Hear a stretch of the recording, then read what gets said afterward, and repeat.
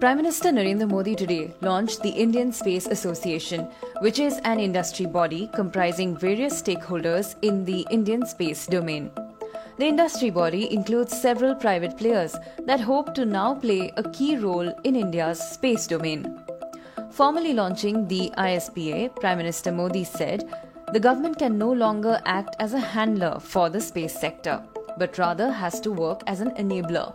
For decades, the Indian Space Research Organisation, or ISRO, has been at the forefront of Indian space development. But now, ISRO's facilities will also be opened up to the private sector.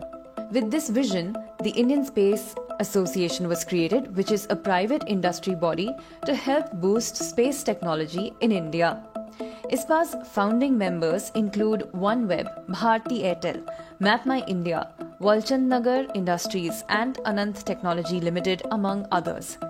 Space is not only about space exploration. There are many more frontiers that space opens up, like space-based communication networks, which are coming to the fore.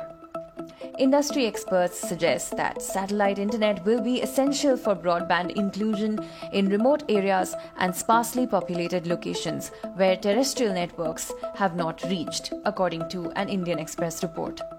Satellite communications are at present limited to use by corporates and institutions that use it for emergency use, critical transcontinental communications, and for connecting to remote areas with no connectivity.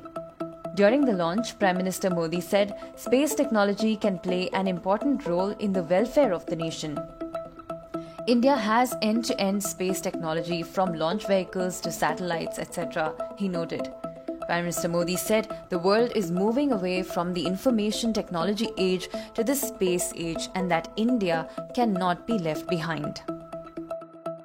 Subscribe to One India channel and never miss an update.